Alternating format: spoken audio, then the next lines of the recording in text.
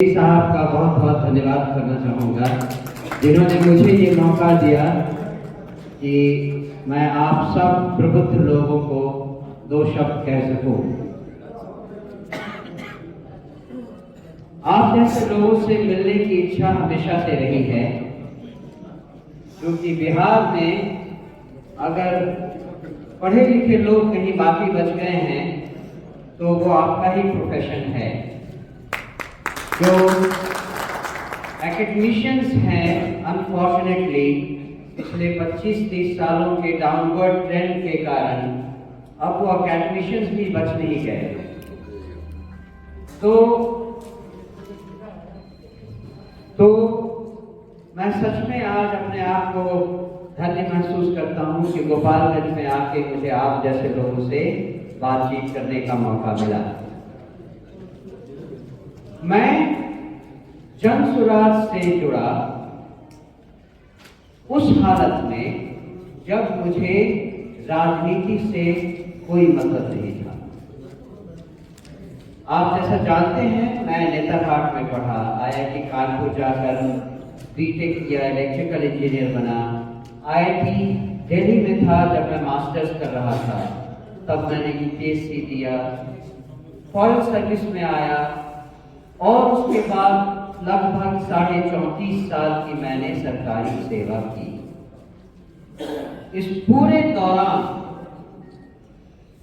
मेरे दिल में बिहार को लेकर जो कसक थी वो हमेशा ही जीवित रही। चूंकि मैं विदेशों में रह चुका था और हर जगह देखता था कि समाज कितनी अच्छी तरह से चल रहा है, मुझे लगता था कि बिहार में ऐसा क्यों नहीं हो सकता। मुझे याद है 1994 में मैं हॉलैंड में पोस्टेड था और हॉलैंड से मैं होम लीव पर इंडिया आया था। उस समय मेरे फादर इन लॉ, आप में से बहुत लोग जानते हैं उनको, मिस्टर मैकू राव, जो IPS 61 बैच के थे, उस समय DGP थे। मैंने उनसे कहा बहुत इंथुसियास्टिक होकर कि हॉलैंड में ये होता है, नालियां इतनी साफ होती हैं, लोग इतना अच्छा काम करते हैं, हमारे यहाँ ऐसा क्यों नहीं हो सकता। मुझको आप लालू यादव जी से एक मीटिंग करवा दीजिए, मैं उनसे जाके बोलना चाहता हूँ, बताना चाहता हूँ कि हम बिहार में क्या कर सकते हैं।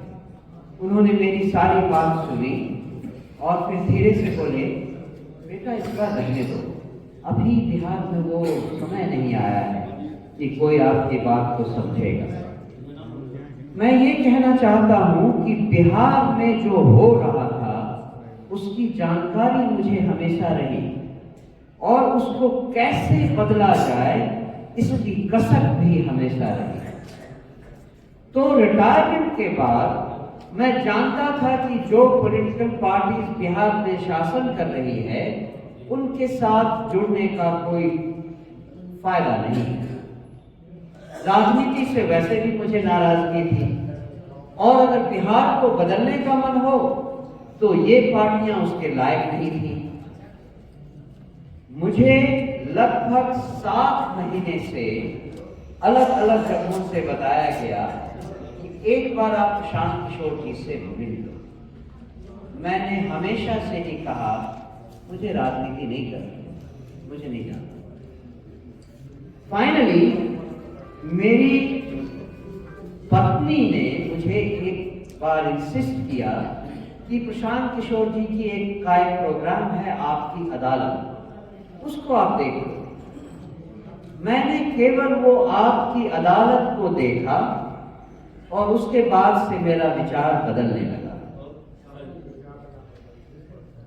फॉर्चुनेटली प्रशांत किशोर जी से मुलाकात हुई और मैंने इस पार्टी को ज्वाइन किया।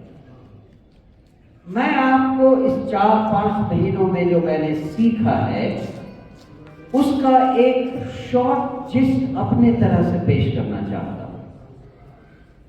जन स्वराज पार्टी क्या है? आप सुनते आ रहे हैं प्रशांत किशोर के मुंह से कि जन स्वराज पार्टी बिहार में बदलाव चाहती है, व्यवस्था परिवर्तन चाहती है। व्यवस्था परिवर्तन क्या है, कैसी व्यवस्था को बदलना है, ये सवाल मेरे मन में सबसे पहले था। और मैंने सीखा कि व्यवस्था से हमारा मतलब है हम में से हर आदमी, हर औरत जो इस जिल्लत वाली जिंदगी से परेशान है, इस जिंदगी को कैसे बदला जाए।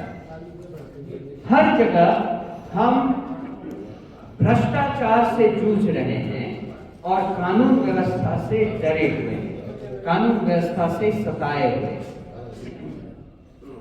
मैं 8 अलग अलग देशों में रह चुका हूं, हर देश में कहीं 3 साल, कहीं 3.5 साल, और वहां मैंने जिंदगी जी है, टूरिस्ट की तरह नहीं रहा।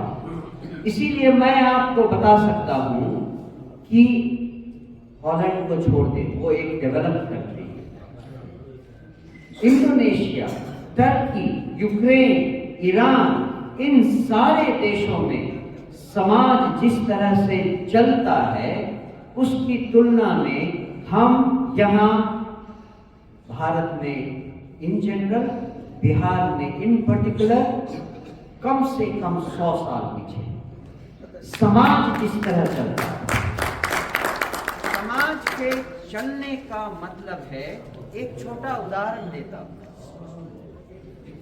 हर देश में लोग पुलिस को अपना दोस्त मानते हैं।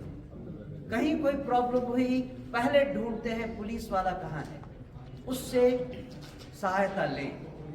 हमारे यहाँ इसका ठीक उल्टा है। आप अगर प्रॉब्लम में हैं तब भी आप कोशिश करेंगे कि ज्यादा से ज्यादा हो सके पुलिस वालों को अवॉइड करें। ये अंतर है उस समाज में जो होना चाहिए और इस समाज में जो है। भ्रष्टाचार का आलम आप सब अच्छी तरह जानते हैं। किसी भी सरकारी दफ्तर में जाएं, बिना पैसा दिए कोई काम नहीं होता। इंडोनेशिया ऐसे जगह में भी भ्रष्टाचार है, लेकिन इस तरह का भ्रष्टाचार नहीं है। वहां भ्रष्टाचार ऊपर के लेवल पे होता है और उससे नॉर्मल लोगों की जिंदगी में कोई परेशानी नहीं आती। मुश्किल है कि अगर हम व्यवस्था बदलना चाहते हैं तो इसका मतलब है भ्रष्टाचार को कम करें या हटाएं और कानून व्यवस्था को सुदृढ़ करें। मैं कंटिन्यू करूं या रोक दूं?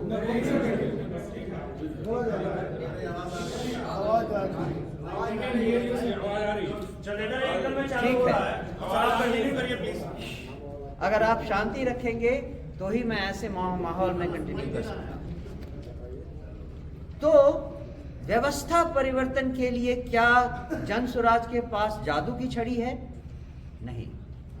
हमने एक तरीका सोचा और इसी कारण प्रशांत किशोर जब खुले मन से कहते हैं कि हम काबिल लोगों को अपने साथ जोड़ना चाहते हैं, काबिल लोगों को अपना उम्मीदवार बनाना चाहते हैं, ऐसे काबिल आदमी अगर हमसे जुड़ें तो वो अपने सामर्थ्य के हिसाब से चुनाव में पैसा लगाएं।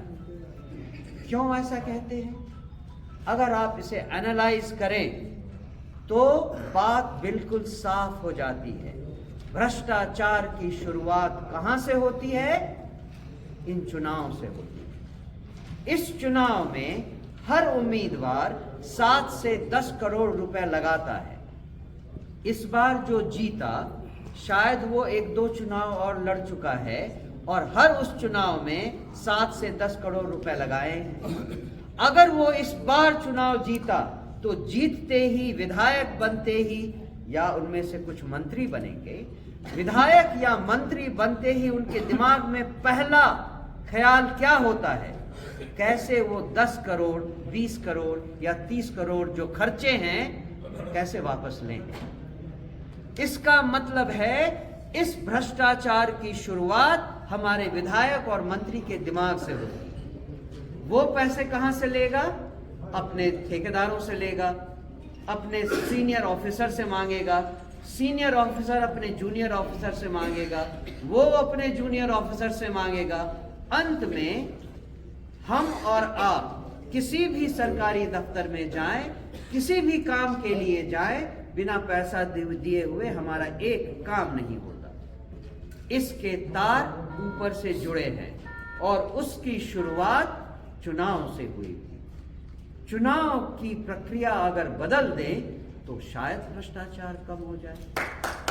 इसीलिए प्रशांत किशोर ने इसीलिए कहा कि अगर हमें काबिल इंसान उम्मीदवार मिल जाते हैं जो निस्वार्थ भाव से जनता की सेवा करने के लिए तैयार है, तो अगर उनकी हैसियत 5 लाख की है तो चुनाव में वो 5 लाख लगाएं। अगर उनकी हैसियत 25 लाख की है तो वो चुनाव में 25 लाख लगाएं। बाकी उनको चुनाव जिताने की जिम्मेवारी जनसुराज पार्टी लेगी। केवल एक आशा है कि अगर हमारा ऐसा काबिल इंसान जीतता है, विधायक बनता है या उनमें से कोई मंत्री बनता है, तो उसके दिमाग में भ्रष्टाचार नहीं आएगा। उसको आशा यही है, हमारा विश्वास है कि ऐसा आदमी, ऐसी औरत के मन में शायद भ्रष्टाचार नहीं करने की बीज पड़ चुकी होगी।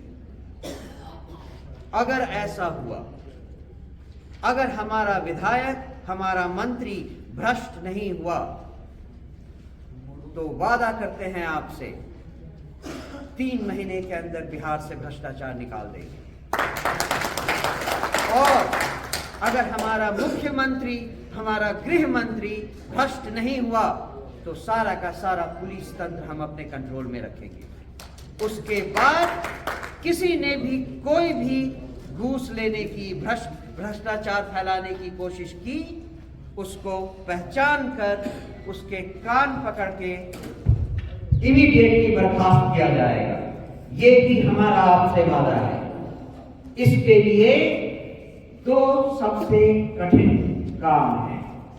पहला तो ये कि हम अपनी बात जनता तक पहुंचा सकें, लेकिन उससे भी कठिन काम है कहां से लाएं वो 243 लोग जिन पर जनता भरोसा कर सके। जनता को छोड़िए, हम उस पर भरोसा कर सके कि अगर हमने अपने पैसे लगाकर उसको जिताया तो वो हमारा विधायक भ्रष्ट नहीं हो जाएगा, पैसों की लालच में बिगड़ नहीं जाएगा। इवन दो उसने केवल 5 लाख लगाकर 7 करोड़ लगाने वाले को छोड़कर जीता है, केवल 5 लाख लगाकर, लेकिन उसके बाद भी अगर उसका दिमाग भ्रष्ट न हो जाए, इसकी क्या गारंटी है? कोई गारंटी नहीं। तो हमारे लिए सबसे मुश्किल काम है कहां से लाएं वैसे 243 लोग जिन पर हम भरोसा कर सके, जिन पर जनता भरोसा कर सके। क्योंकि अगर ऐसा आदमी, ऐसी औरत मिले तो उसको जब हम जनता के सामने लाएंगे, उसका मोरल कैरेक्टर अपने आप दिखाई देगा। भाई, प्रशांत किशोर को देखकर आपके, हमारे सबके मन में एक आकर्षण आता है या नहीं? क्या आदमी है, कितना अच्छा मोरल कैरेक्टर है, ऐसा आदमी हमारा सीएम बनना चाहिए, ऐसा आदमी हमारा लीडर बनना चाहिए। हम में से हर लगभग सोचता है या नहीं? हम चाहते हैं कि जनसुराज पार्टी का हर एक वो उम्मीदवार, 243 उम्मीदवार जब जनता के सामने जाए तो जनता को, हर आदमी, हर औरत को लगे क्या नेता है, वाह, ऐसा नेता होना चाहिए। ये तो दूसरे पार्टी के राजनीतिक नेताओं से अलग लगता है। उनको भरोसा होना चाहिए कि ये आदमी जब जीतेगा तो जो वादा जनसुराज करती है बिहार को बदलने का, वो वादा पूरा होगा। हर उस उम्मीदवार में जनता को छोटा छोटा प्रशांत किशोर दिखना चाहिए, तभी जनता को भरोसा होगा कि अगर इस पार्टी को वोट दिया और ये पार्टी जीती तो बिहार सच में बदलेगा। नहीं तो हमारे किए हुए वादों में और दूसरे लोगों के किए हुए वादों में क्या फर्क है? कोई फर्क नहीं है। वो भी कहते हैं हम बेरोजगारी हटाएंगे, वो भी कहते हैं हम शिक्षा देंगे, हम भी वही कहते हैं। अंतर कैसे पता चले? केवल हमारे उस उम्मीदवार में। तो अब मैं मुद्दे पे आता हूं। मैंने आपको बताया कि जन सुराज क्या सोचती है, क्या करना चाहती है और कैसे करना चाहती है। हम चाहते हैं कि उन 243 लोगों में कम से कम 25% आप जैसे प्रबुद्ध लोग, आप लोग एडवोकेट, वकील जो पढ़े लिखे हैं, समझदार हैं, जनता की समस्याओं को जानते हैं, आप में से कोई उनमें 243 में क्यों नहीं हो सकता? आप कब, when will you pick up the gauntlet to fight the ills of the society? When will you have enough courage to rise from the dust and fight for the poor? ये एक कारण है जिसके कारण मैं आपसे बात करना चाहता हूं। आप जनता के प्रबुद्ध चित्त वाले लोग हैं। आपने गरीबों की गरीबी देखी है और अमीरों का अत्याचार देखा है। आपने बाहुबलियों का राज भी देखा है और आपने उनको भी देखा है जो जिसकी लाठी उसकी भैंस से हमेशा दबते आ रहे हैं। आपसे अच्छा कौन है जो समाज को सुधारने के लिए एक्टिव रोल अदा कर सकता? मैं आपसे गुजारिश करता हूं कि आप आगे आए और हमसे जुड़े, जन सुराज को अपना साथी बनाएं और जन सुराज के इसका साथ दें। दूसरी बात, आप अगर हमारे साथ हुए, चुनाव के पहले भी बिना चुनाव लड़े भी, तो आप जन सुराज को मजबूत करते हैं।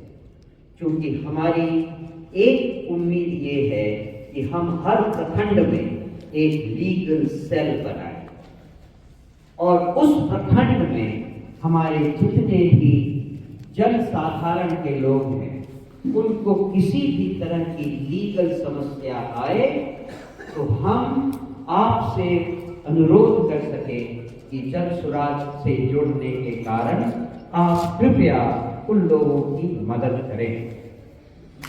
तो जन सुराज का लीगल सेल आपके थ्रू जनता तक पहुंचे, ऐसी हमारी चाह है, ऐसा हमारा सपना है। हम चाहते हैं कि आप इस तरफ भी थोड़ा ध्यान दें और इसलिए भी श्री वाई गिरी साहब के साथ जुड़कर हमारे लीगल सेल को मजबूत करें। और तीसरी चीज जो उन्होंने खुद कही, मैं उसे रिपीट करना चाहता हूं।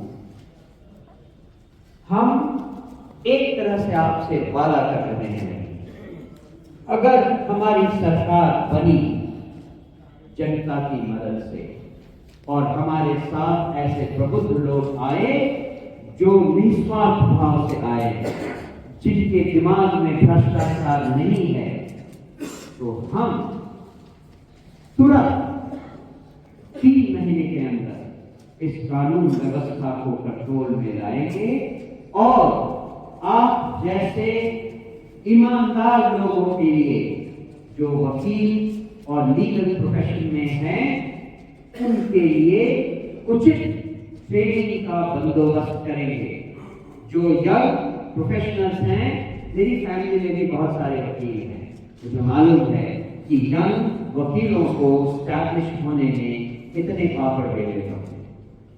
उनको अपने प्रोफेशनल जीवन की शुरुआत करने के लिए जो सहायता मिलनी चाहिए वो जन सुराज देने का वादा करती है।